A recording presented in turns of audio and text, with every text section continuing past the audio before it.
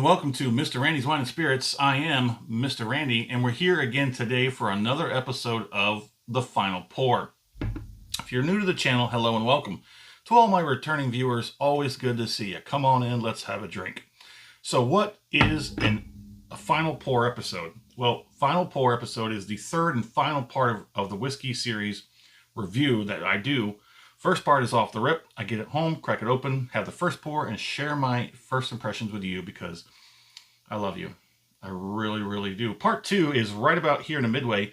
I give that whiskey in that bottle enough time and space to open up, see if the characteristics change any. For the better, for the worse, it is what it is. Part three is where we're at right here, right now.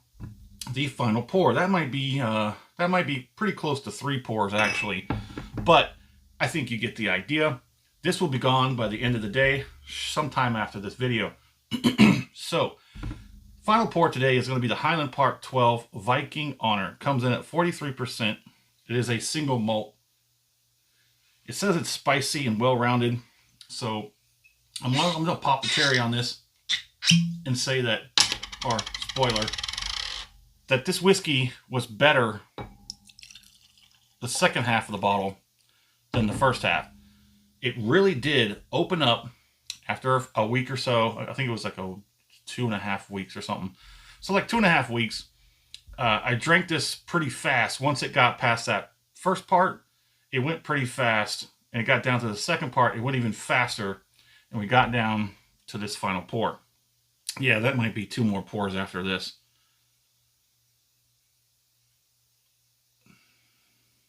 Trying to see if we can't determine where we are. Viscosity seems to be pretty good. We've still got some pretty decent legs. It kind of does look like it's falling apart. Maybe that's just my glass. But it is what it is.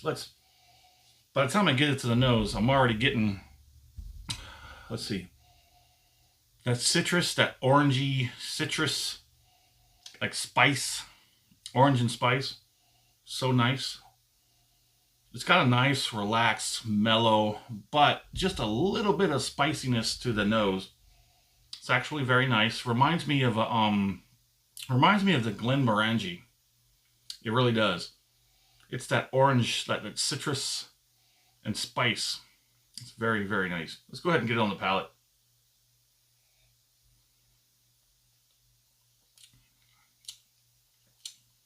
Yes, it does have that. Viscosity is still kind of hanging around. Still got some strength to it. And it does translate well into the mouth. It coats the mouth relatively well. It's not watery. It's nice and a moderate oiliness. It's very nice. Immediately you're going to get sort of that citrus and spice is going to hit you up. It's not overbearing. It hasn't been from the off the rip to the second part, the middle part, and now here at the last few pours. Excuse me. It was good. It had intensity, sorry. But it wasn't quite overwhelming or a little too much. It was just kind of pushes us up to that line and stops. Let's do another palate real quick.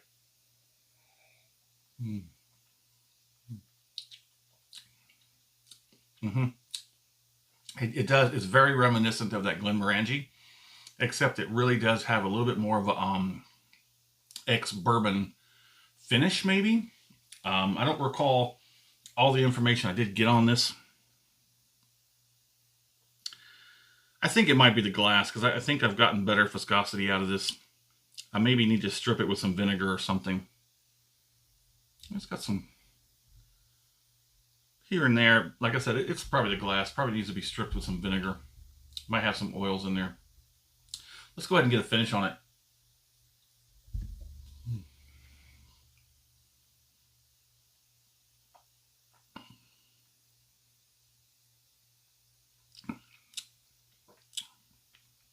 Yeah, part of it's just sheeting. There's some legs. Pretty nice. Go ahead and get that final bit. Okay. So the finish is very lightly lights up the mouth. You get this spicy tingliness all over the place. Where it lacks an intensity it lacks in complexity. So it does get you all over. It just coats the mouth all over. Nice tingliness, clear across the tongue, a little bit on the roof of the mouth, definitely on the sides and the jowls. It sets up very lightly on the back end. There's not a lot of heat or numbingness, but it's very nice. This is a finish whiskey. This is where the finish is really where it's at. The nose is nice and delicate and beautiful as well. The palate, I think, would probably come in last place because it's got a great smell. I mean, don't get me wrong. On that palate, when you get hit with that citrus and that spice, it's nice. It's very, very nice, but it quickly dissipates. And then a lot of other things come in that are sort of like, sort of wash it out, and you kind of start to forget about it. So you got to have another drink. But the finish is where it's at on this. The cheeks are now, the cheeks are now what's left. And there's a little bit of numbness, a little bit of tingliness on the cheeks. There's very on the light scale when it comes to the back of the throat, back of the mouth. It's a very light end. It's a very good, excuse me, a very good Scotch. I wouldn't rank it too high, but I would say it's pretty good. I definitely don't like the fact that it's well over $60 anywhere I look for it. But let me know what you sorry. I'm having some issues with my throat today. Excuse me. Let me know what you think in the comments about Highland Park 12. Do you like the other two versions? The 15 and the 18? Let us know in the comments. And as always, thanks for stopping by here at Mr. Randy's Wine and Spirits. You have a good one.